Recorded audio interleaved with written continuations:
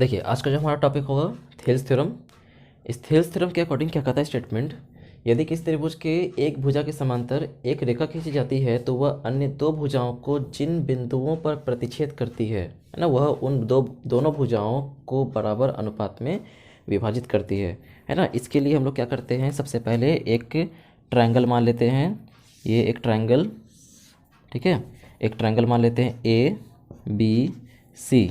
और स्टेटमेंट के ही अकॉर्डिंग हम लोग क्या करते हैं, इस ट्रायंगल के किसी एक भुजा बी सी के समांतर हम लोग क्या कर दिए, एक रेखा ड्रॉ करते हैं, है ना। ये समांतर रेखा है, समांतर है, पैरेलल है। अब बी सी के पैरेलल जो अब एक लाइन ड्रॉ किए हैं, रेखा है, उसको मान लेते हैं डी, और ये ई पॉइंट पर वो उसको इंटरसेक्ट कर रहा है, प्रतिच्छेद करती है।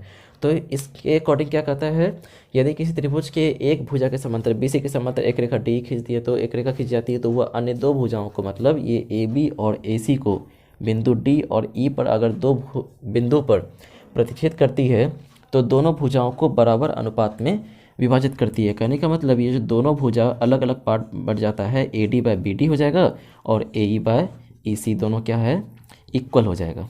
ठीक है, इतना पार्ट। तो हमको ये प्रूव करके दिखाना होगा ये आया कैसे। ठीक है, तो इसको प्रूव करने के लिए क्या करते हैं, हम लोग माना कि एक त्रिभुज ए बी सी की भुजा बी सी के समांतर, बी सी के समांतर एक रेखा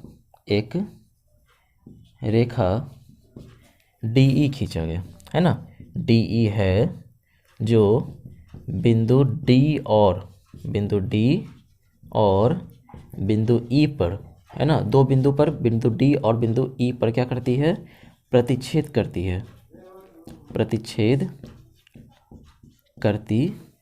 है। अर्थात क्या है, ये डी ई है रेखा, वो क्या है, बी सी के समांतर। तो सिद्ध करना है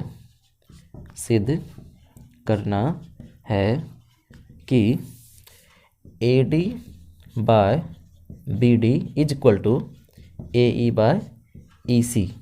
ठीक है, A D by B D is equal to A E by E C, ये हमको प्रूव करना है।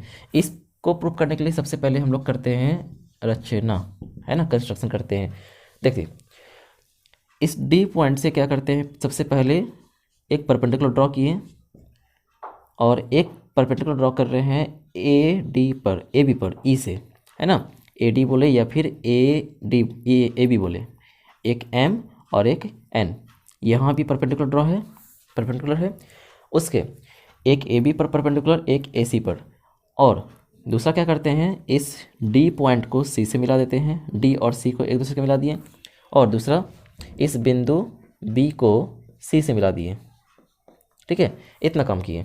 तो इतना काम करने पर जो किए हम लोग वो लिखते हैं। सबसे पहले क्या किए हम लोग, डी एन परपेंडिकुलर ड्रॉ किए हैं किस पर, ए सी पर, और ई एम परपेंडिकुलर ड्रॉ किए हैं वो ए बी पर।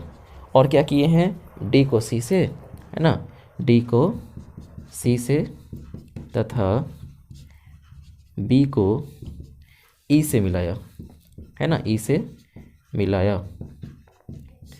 इतना काम करने पर हमको प्रूव करना है ए डी और बी डी, है ना।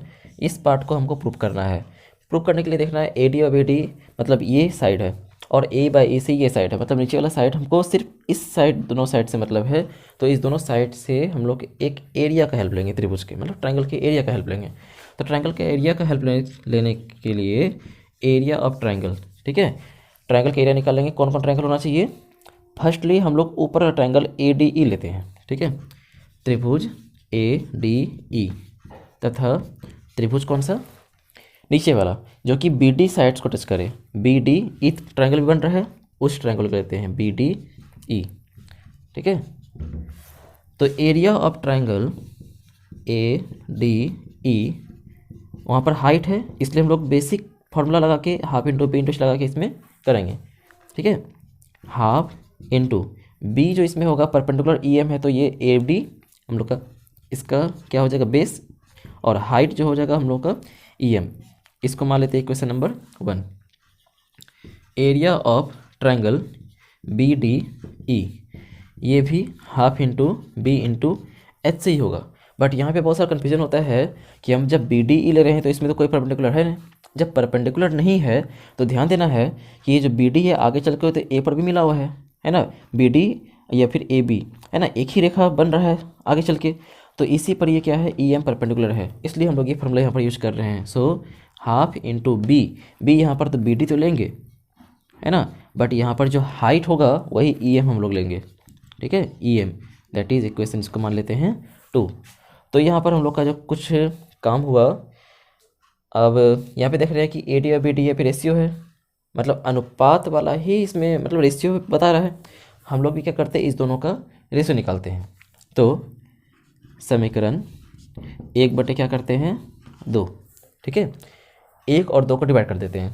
समीकरण 1 और 2 से क्या करते हैं, इक्वेशन 1 2 से कि area of triangle A D E by area of triangle B D E, A D E और बी डी ई का एरिया का रेशियो क्या हो जाएगा, half into A D into E M, ये यहाँ से इक्वेशन 1 इक्वेशन 2 बाय क्या हो जाएगा, half into B D into E M, ये ई एम ये half cancel, therefore area of triangle A D E, है ना, by area of triangle B D E, ठीक है, A D by B D, ठीक है, ये इक्वल आया, दैट इज इक्वेशन मान लेते इसको 3। अब जिस तरह से हम लोग काम किए इस वाले साइड में, सेम काम करेंगे अदर साइड में एसी के लिए, ठीक है। तो उसके लिए क्या करते हैं, अब